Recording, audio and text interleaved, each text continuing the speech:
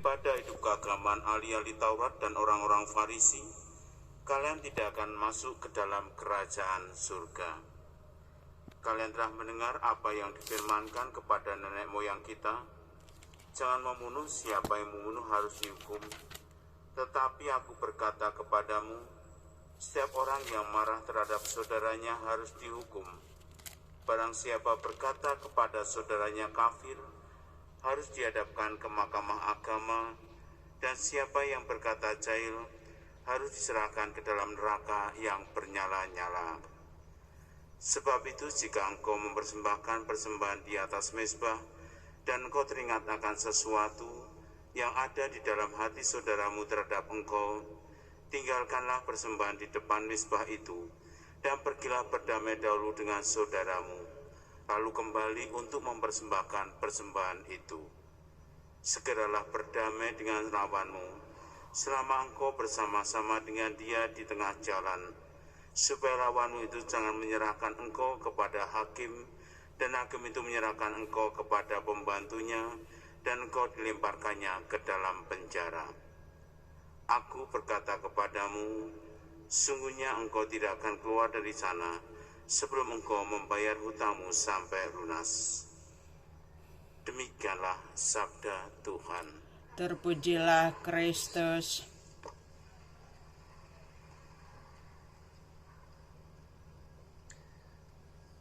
Saudara-saudari yang terkasih, kadang orang tak sadar berkata bahwa dulu saya melakukan banyak kebaikan, saya begini dan begitu, saya berjasa.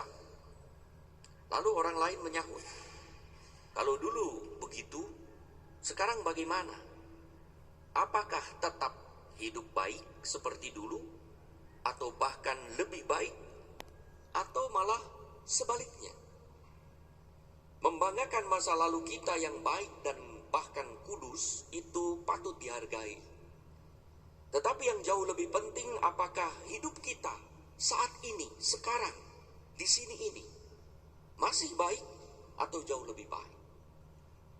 Allah menghendaki kita untuk hidup baik hari ini, saat ini, bukan kemarin, bukan pun besok. Maka kalau ada orang yang berprinsip, yang penting hari ini hidup baik, besok sudah terlambat, maka ia akan baik terus. Seperti kalau kita masuk ke warung, hari ini bayar, besok gratis. Besok ke sana tulisannya hari ini bayar, besok gratis. Jadi bayar terus, nggak pernah gratis. Demikian juga kalau kita hari ini berbuat baik, besok sudah terlambat, besok hari ini berbuat baik, besok terlambat. Maka orang akan terus berbuat baik. Itulah yang ditekankan dalam bacaan pertama, bahwa orang itu hidup baik di hadapan Tuhan Allah hari ini.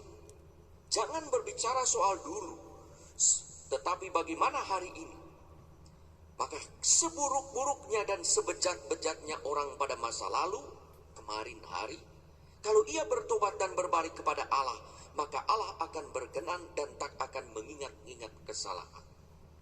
Allah juga mengingatkan orang benar yang berbalik dari Tuhan, artinya dulu baik, tetapi sekarang menjadi fasik, melakukan kecurangan dan kejahatan. Terhadap orang ini Allah tidak berkenan. Ia tidak akan hidup dan tak akan selamat. Allah mengundang orang fasik yang telah melakukan kesalahan apapun pada masa lalu untuk berbalik agar hidup dan selamat. Maka untuk bertobat tak ada kata terlambat. Untuk menyesal tak pernah ada salahnya. Untuk berbuat baik selalu ada jalan. Tuhan menolak kejahatan, tetapi mencintai orang yang berbuat jahat. Apalagi kalau ia menyesal dan bertobat. Saudara-saudara yang terkasih, sementara itu dalam orang-orang Farisi yang taat pada aturan agama dan perintah Allah, serta ahli Taurat yang paham betul kitab suci, tidak menampilkan belas kasih Allah yang ditaati lewat tradisi ataupun yang dibaca dalam kitab suci. Saat ada orang bersalah, bukan diberi jalan untuk menyesal dan diberi kesempatan bertobat, malah dipojokkan dan disingkirkan oleh orang Farisi dan ahli Taurat dari rumah ibadat dengan memberi cap sebab kepada para pendosa, pemungut cukai, pelacur, dan lain sebagainya yang tidak boleh ambil bagian dalam liturgi. Kehidupan agama orang Farisi dan ahli Taurat itu sebetulnya luar biasa. Mereka taat pada tradisi, mereka mengenal Allah lewat kitab suci. Tetapi karena mereka menjalankan ibadah kepada Allah tanpa memiliki hati seperti Allah, maka Yesus menghendaki para muridnya untuk menghidupi keagamaan yang melampaui orang Farisi dan ahli Taurat, yaitu menjadi seorang beragama yang bukan hanya mengimani Allah yang Maha Pengampun dan berpenuh belas kasih, tetapi juga sungguh menghadirkan Allah yang Maha Murah dan penuh belas kasih. Bakti kepada Allah harus diwujudkan dalam relasi baik dengan sesama, hingga kita diajak untuk berdamai dahulu dengan sesama jika ada ganjalan sebelum beribadah kepada Allah. Mari saudara-saudari yang terkasih, lebih baik bertobat hari ini, besok sudah terlambat. Lebih baik berbalik kepada Tuhan hari ini, besok sudah terlalu jauh. Lebih baik berbuat baik hari ini, besok kesempatan mungkin sudah lewat.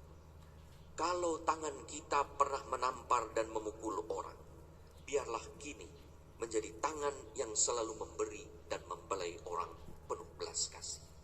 Kalau kaki kita pernah menendang dan menginjak orang, biarlah kaki kita gunakan untuk melayani dan membantu orang. Kalau mulut kita pernah bersumpah serapah menyakiti hati orang, biarlah kini meneguhkan dan menyemangati serta menjadi berkat